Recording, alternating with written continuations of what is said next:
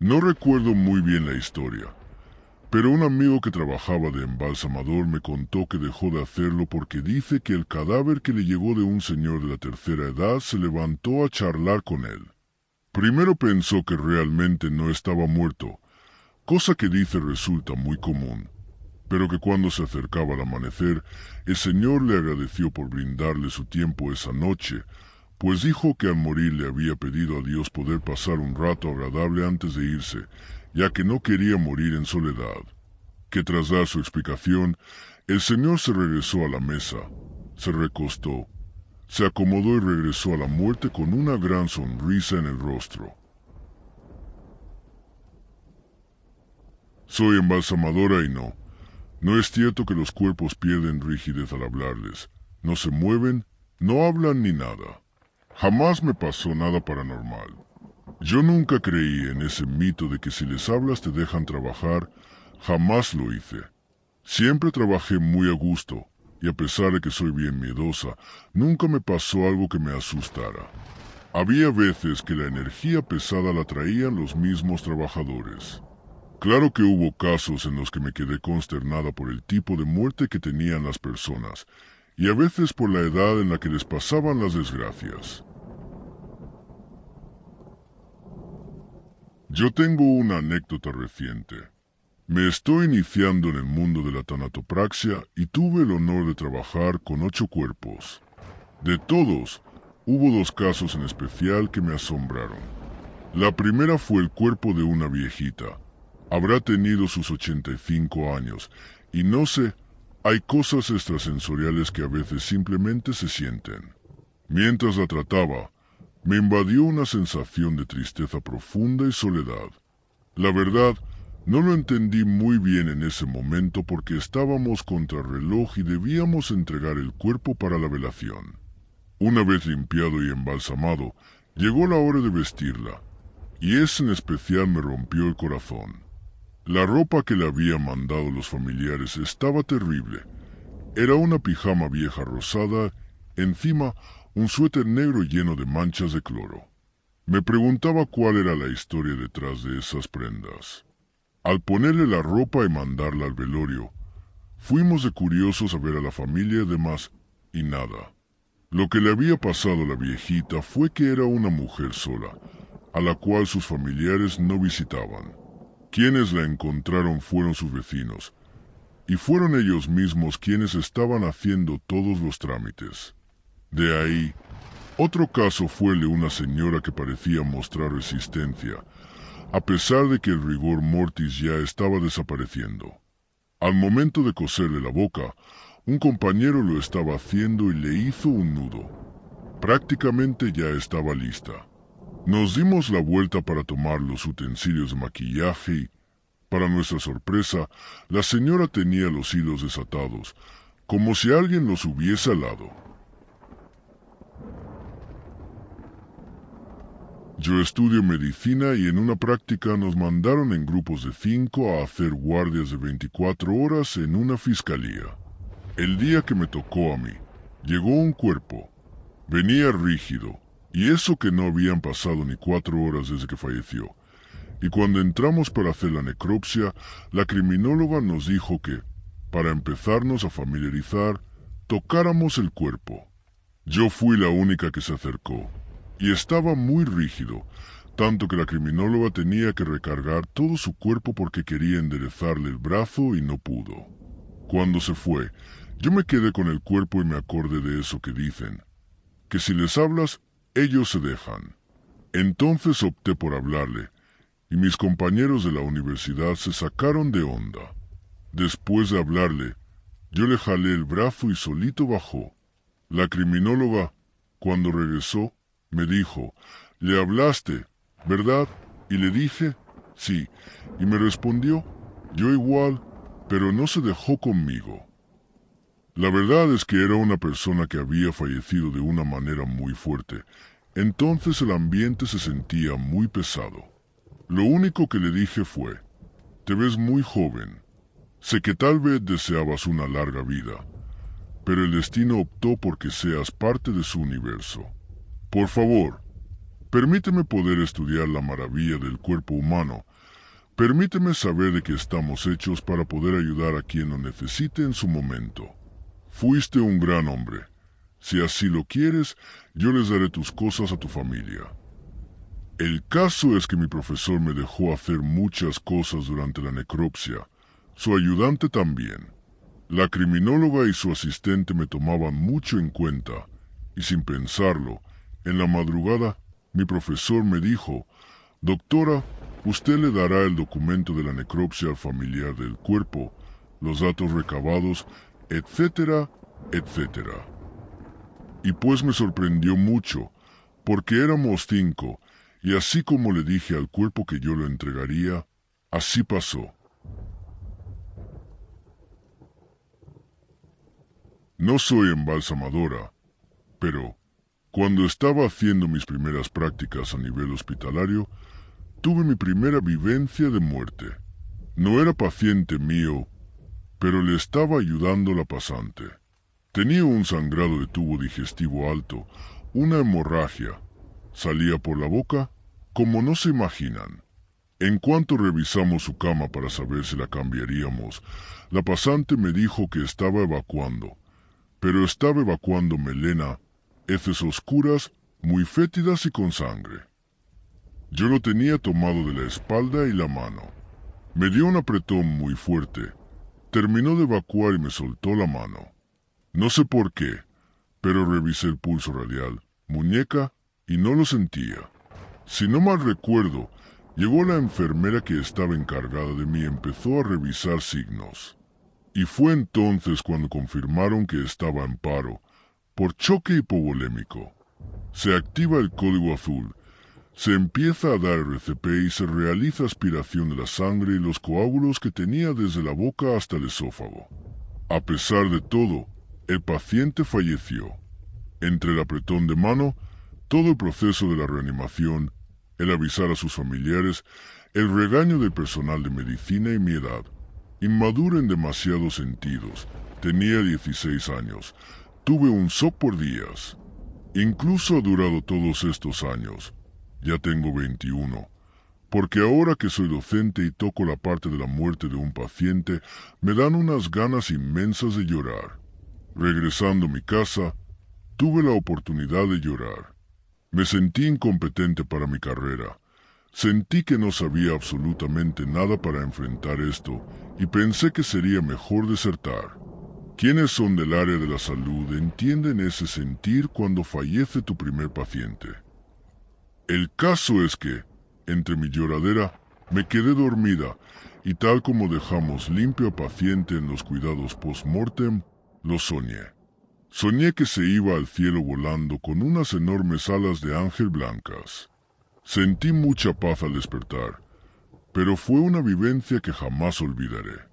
Tuve un profesor que decía que debíamos agradecer al paciente cuando fallece, porque es gracias a la atención que le dimos que aprendemos. Y justamente por ese suceso me encanta el área crítica, urgencias y terapia intensiva. Si el paciente no hubiese fallecido, tal vez no habría encontrado el área en la que deseo especializarme. Pero si dejó un trago amargo, lleno de muchas emociones durante ese proceso. Mi profesor, que lleva 20 años siendo embalsamador, contó una de sus experiencias inolvidables que hielan la sangre. Resulta que trabajaba en el tanatorio solo, se quedaba de noche y en esa ocasión había solo un cuerpo en la mesa. Él estaba, como quien dice, al otro lado de la sala, haciendo registros y apuntes, cuando de repente dice que se sintió observado. No hizo caso y siguió en lo suyo, pero la sensación persistía. Regresó a ver la sala y le dio un microinfarto. Obviamente, el cuerpo estaba acostado, pero en la parte de atrás, donde estaba la cabeza, había una sombra negra enorme, de casi 2 metros, justo al lado de la cabeza del cuerpo, como si lo estuviera cuidando. Después de eso, respiró un poco y volvió a sus labores. Eso sí es cierto, hablarle a los cuerpos. Yo vestí, arreglé y cambié a mi mamacita cuando murió. Estaba bien dura, la pobrecita, y le canté. Ella era muy religiosa, le gustaban sus canciones de la iglesia. Las demás personas que me ayudaron me dijeron, ¿qué le gustaba a tu mamá? Hagámoslo.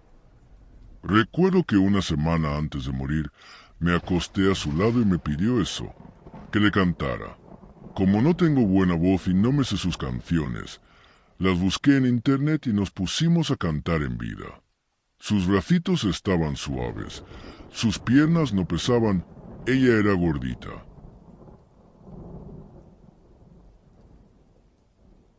Yo escuché de una embalsamadora que le llevaron un bebé ya prácticamente deshecho. La historia es que fue bautizo del bebé, y la abuela lo llevó a la cocina. Ahí estaba el cazo con la carne, con la manteca hirviendo. La señora se cayó y perdió el conocimiento. Empezaron a buscar al bebé, y cuando la señora se levantó, no lo encontraban por ningún lado.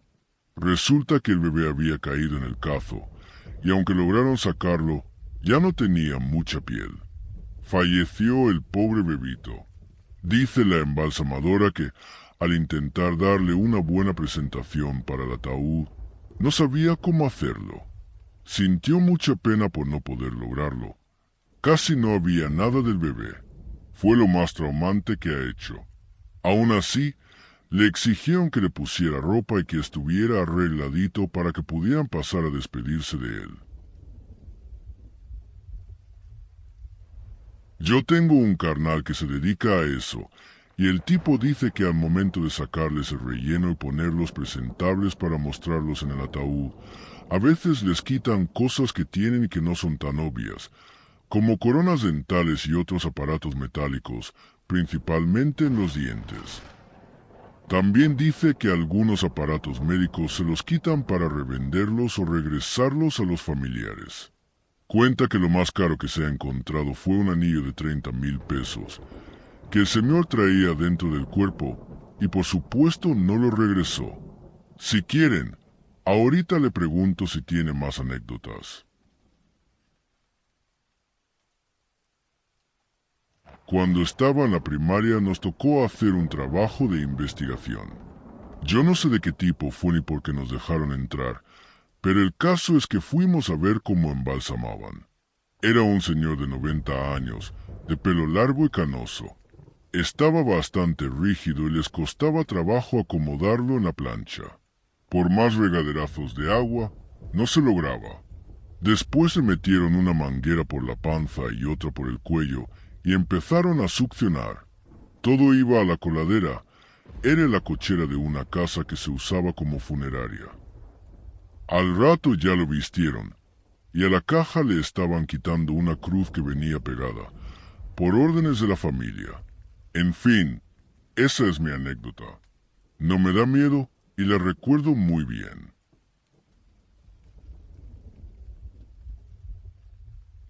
Mi amiga de la universidad andaba con un profesor de nuestra facultad, y un día me mandó un audio como que quería llorar. Le pregunté qué pasaba, y me dijo que el profesor le había enviado la foto de una niña con una ropa hermosísima. La niña, igual hermosa, tenía 5 meses y murió por negligencia de su familia. Mi amiga me contó que murió por una tos o algo así, y después me mandó un audio del profesor. En él se escucha como la familia de la bebé llora desgarradamente, y la voz de mi profesor se quebró al decir: «Esto es lo más doloroso de mi trabajo, ya ni sé qué hacer». Lo dijo con la voz quebrada. Hoy me pasó. Es acá en La Paz, Bolivia. Aquí solo les decimos los albañiles. Son personas que se encargan de cortar y trocear cuerpos.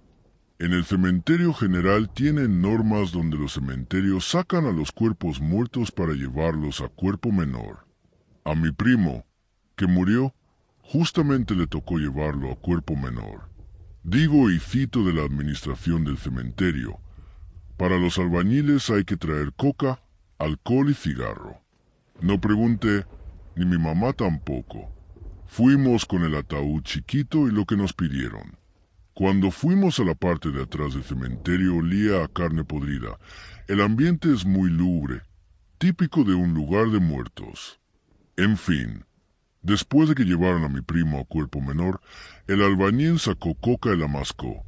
Se persignó, murmuró algo y resulta que ellos manejan cosas afiladas como machetes y cuchillos enormes para cortar huesos.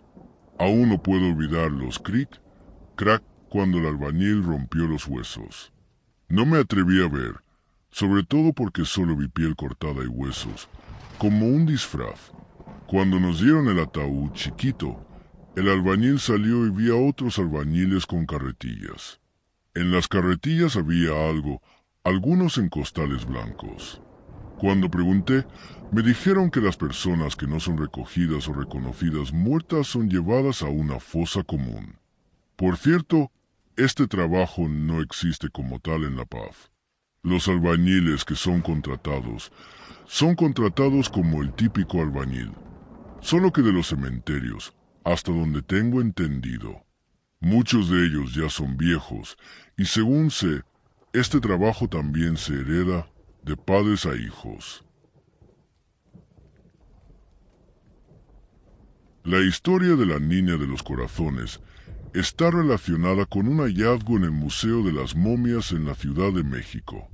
Se dice que el cadáver de una niña fue embalsamado y, con el tiempo, sus órganos fueron removidos y colocados en pequeñas urnas en forma de corazones.